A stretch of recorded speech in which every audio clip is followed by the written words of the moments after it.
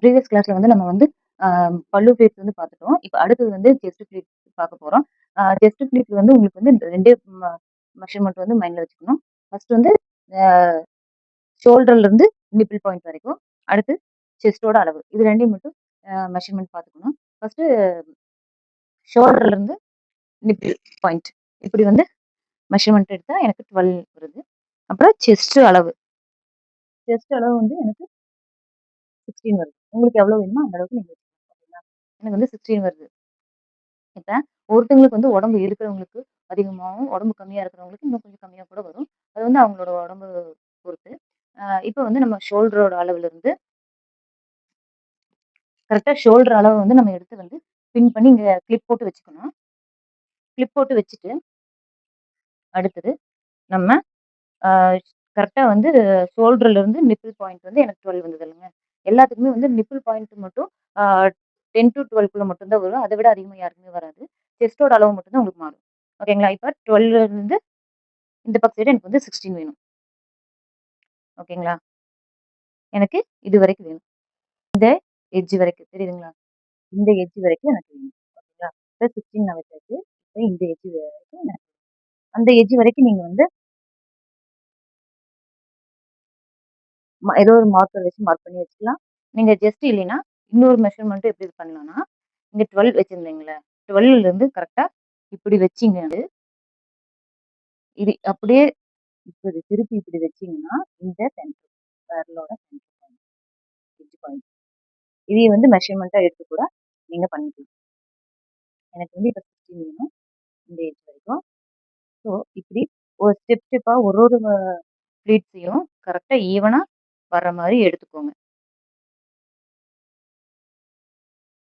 ஒரு ஒரு ப்ளீட்ஸு தனித்தனியா எடுத்துக்கோங்க. இப்ப வந்து நம்ம வந்து 9 ப்ளீட்ஸ் எடுத்திருக்கோம். அந்த 9 ப்ளீட்ஸுமே வெளிய தெரியிற மாரி, எல்லாமே ஒரு ஒரு இன்ச்சு வர மாதிரி எடுத்துட்டீங்கன்னா, ஈக்குவலா வந்துரும் உங்களுக்கு. ஒரே அளவுல வெளிய தெரியணும். அதுதான் கரெக்ட்டா வரணும். 1 இன்ச்சு வைக்கிறீங்களா? 1/2 இன்ச்சு வைக்கிறீங்களா? அப்படிங்கிறது ஃபர்ஸ்ட்லருந்தே நீங்க கரெக்ட்டா வச்சுட்டீங்கன்னா, ஈக்குவலா வந்துரும்.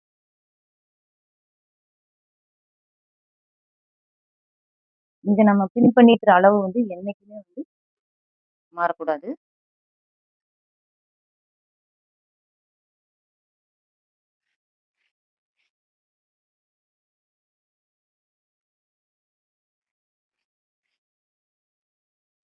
தெரியுதுங்களா?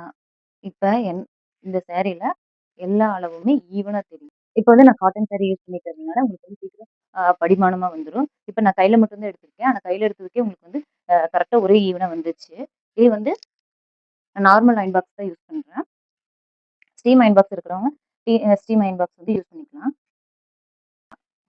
எப்படின்னா நல்லா கேட்டீங்கன்னா, இப்படி மேல இருந்து கீழ. ஓகேங்களா? இப்படி மேல இருந்து கீழ. சரிதா? இது எப்பவுமே இப்படி மேல இருந்து கீழ மட்டும் தான் அயர்ன் பண்ணணும். கீழ மேலயும் அயர்ன் பண்ணக்கூடாது. அப்படி அயர்ன் பண்ணீங்கன்னா, உங்களுக்கு வந்து கரெக்ட்டா படிமானமா வராது. மடிப்பு வந்து அழகா வராது. எந்த அளவுக்கு நீங்க நல்லா அழுத்தம் குடுத்து அயர்ன் பண்றீங்களோ, அந்த அளவுக்கு உங்களுக்கு வந்து அதோட மடிப்பு வந்து எப்பவுமே கலையாது. நம்ம பல்லு ஃப்ளீட்ஸ் மட்டும் தான் ஃப்ரண்ட் அண்ட் பேக் வந்து நம்ம அயர்ன் பண்ணுவோம். இந்த செஸ்ட் ஃப்ளீட் வந்து எப்பவுமே ஃப்ரண்ட் அண்ட் பேக் வந்து அயர்ன் பண்ண மாட்டோம். இப்படி நல்லா படிமானமா அயர்ன் பண்ணிட்டீங்கன்னா, நீங்க என்ன பண்ணிட்டாலும் சரி, இதுக்கப்புறம் நம்ம ஒரு ஒரு ஸ்டெப்பையும் வந்து நம்ம அந்த அடுத்தடுத்த அயர்ன்ல வந்து நீங்க என்ன பண்ணீங்கனாலும் இது வந்து கலையவே கலையாது. அப்படியே வந்து நிக்கும். ஓகேங்களா?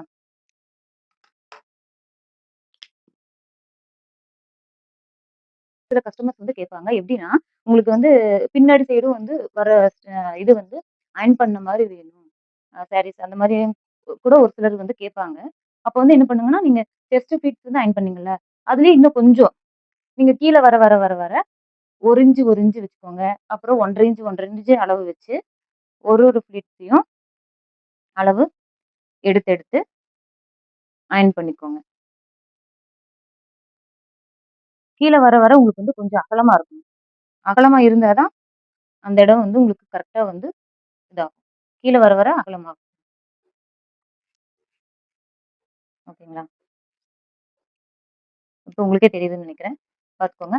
இப்போ ஒரு ஒரு ஃப்ளீட்ஸும் நான் ஃபர்ஸ்ட்டு காமிச்ச ஃப்ளீட்டோட அளவும், இப்போ எடுத்திருக்க மடிப்போட அளவும் உங்களுக்கு பார்த்தாலே தெரியும். உங்களுக்கு வந்து கொஞ்சம் அகலமா இருக்கிறது.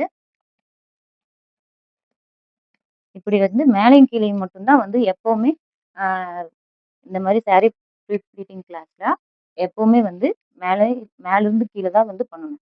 கீழ இருந்து மேல வந்து அயர்ன் பண்ணக்கூடாது. மேல இருந்து கீழ தான் வந்து அயர்ன் பண்ணணும். ஓகேங்களா?